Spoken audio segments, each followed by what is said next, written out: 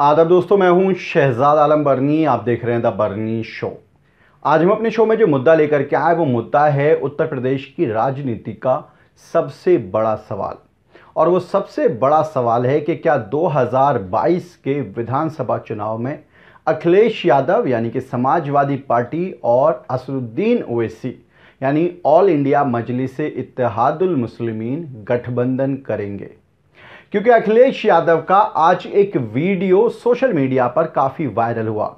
ये वीडियो था जब वो आज तक के एक इंटरव्यू में पहुंचे थे। उस वीडियो में उन्होंने साफ तौर पर कहा कि जितने भी छोटी पार्टियां हैं उत्तर प्रदेश के, जो छोटे दल हैं, उन सभी से गठबंधन किया जाएगा। बड़ी पार्टी कांग्रेस और बसपा से गठबंधन नहीं होगा। यहां तक कि शिवपाल यादव जो उनके चाचा हैं, जिन्होंने अलग से प्रगतिशील समाजवादी पार्टी बना ली थी, जिसके पास एक भी सीट नहीं होती है, सिर्फ जसवंत नगर से वो खुद चुनाव लड़े थे 2017 में, वो भी समाजवादी पार्टी के नेता के तौर पर और जीत गए थे। सो विधायक हैं, उनको भी गठबंधन में लेगी अखिलेश यादव की पार्टी। पहले आपको वीडियो दिखाते हैं, उसके बाद चर्चा करेंगे कि क्या हैं उत्तर प्रदेश के समीकरण, कितना वोट 2017 के चुनाव में किसको मिला था, कौन सा वोट बैंक अगर किसी और तरफ चला जाएगा तो क्या हालात बन जाएंगे, और क्या असदुद्दीन ओवैसी को अखिलेश यादव गठबंधन में लेना जानबूझ करके नहीं चाहते हैं या फिर उनकी कोई मजबूरी है। इस पर भी हम चर्चा करेंगे, लेकिन पहले आपको दिखाते हैं अखिलेश यादव का ये बयान। आपके चाचा शिवपाल यादव सालों से संगठन देखते थे पार्टी का, मुलायम सिंह जी वो नंबर 2 थे, अब वो नाराज हैं, अलग हैं। क्या उनको भी लाने की कोशिश होगी चुनाव से पहले? वो भी आपकी पार्टी के साथ मिलकर चुनाव लड़ेंगे? समाजवादी पार्टी और उनकी एक सीट है जसवंत नगर, उनको समाजवादी पार्टी ने उस सीट पर कोई चुनाव नहीं लड़ेंगे। और अगर उनके साथ कोई है जो राजनीतिक परिस्थितियों के हिसाब से कहीं लड़ सकता है तो समाजवादी पार्टी विचार करेगी। और इसीलिए मैंने कहा कि जितने भी छोटे दल हैं उनको साथ लेकर के समाजवादी पार्टी चलेगी। और हमारे उनका भी दल है, एक उनका भी दल है, उस दल को भी साथ लेगी समाजवादी पार्टी। गठबंधन होगा या आपके पास वापस परिवार में आ जाएंगे? गठबंधन। तो ये थे समाजवादी पार्टी के राष्ट्रीय अध्यक्ष अखिलेश यादव, जिन्होंने साफ तौर पर कह दिया है कि वो छोटी पार्टियों से गठबंधन करेंगे। ऐसे में असदुद्दीन ओवैसी की पार्टी उत्तर प्रदेश के लिहाज से देखा जाए तो छोटी पार्टी है। पिछले दिनों असदुद्दीन ओवैसी की पार्टी ने ओम प्रकाश राजभर के साथ गठबंधन किया, यानी कि सुहेल देव भारतीय समाज पार्टी जो पहले समाजवादी पार्टी के साथ रह चुकी है, उसके साथ गठबंधन किया। पंचायत के चुनाव में बाकायदा 24 सीटें पंचायत सदस्य, जिला पंचायत सदस्य की जीत करके भी असदुद्दीन ओवैसी की पार्टी आई है। ऐसे में सवाल यह बनता है कि मुस्लिम राजनीति का चेहरा माने जाने वाले असदुद्दीन ओवैसी को क्या अखिलेश यादव अपने गठबंधन में लेंगे? क्योंकि उत्तर प्रदेश के अंदर मुस्लिम आबादी एक बड़ी तादाद है, यहां तक कि 20.26% हिस्सा है उत्तर प्रदेश की आबादी का, वो भी 2011 के सेंसस के मुताबिक।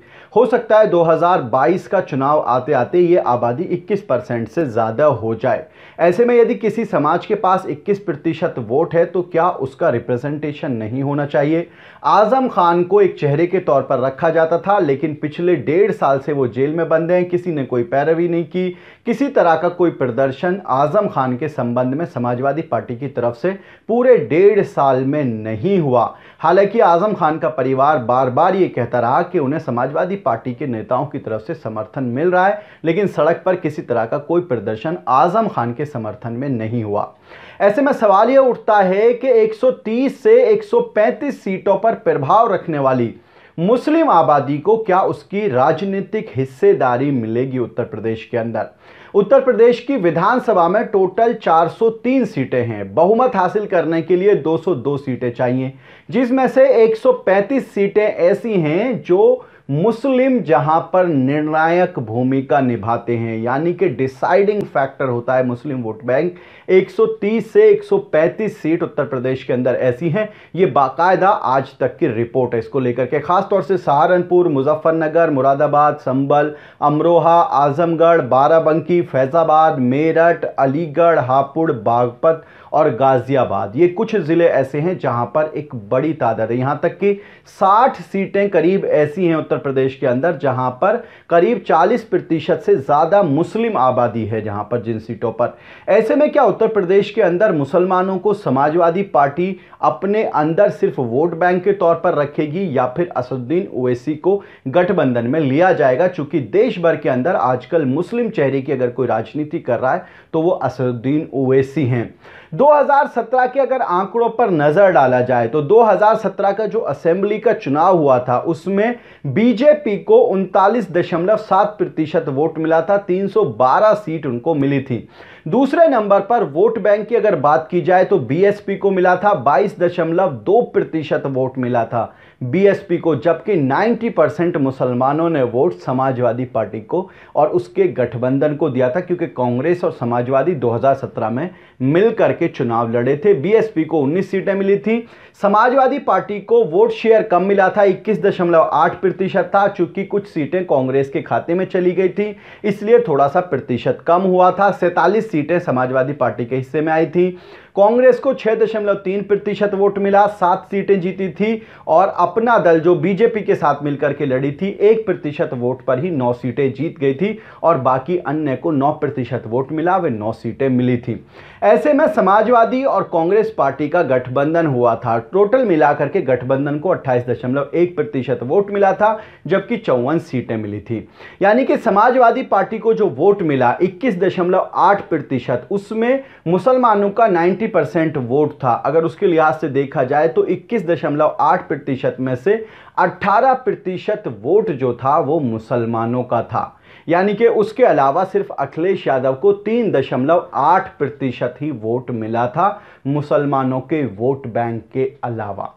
ऐसे में सवाल ये बनता है कि जिस पार्टी को 21.8 में से 18% वोट मुसलमानों का मिलता हो, क्या वो पार्टी असदुद्दीन ओवैसी के साथ गठबंधन करेगी?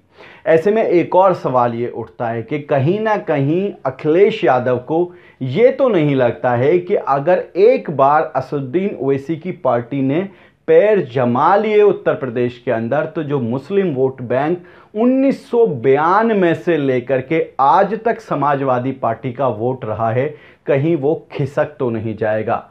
कहीं ऐसा तो नहीं होगा जिस तरह से कांग्रेस का वोट बैंक मुस्लिम समाजवादी पार्टी के पास चला गया और दलित बहुजन समाज पार्टी के पास चला गया? कहीं ऐसा ना हो कि अखिलेश यादव असदुद्दीन ओवैसी को गठबंधन में लें और उनका अपना मुस्लिम वोट बैंक ही खिसक जाए?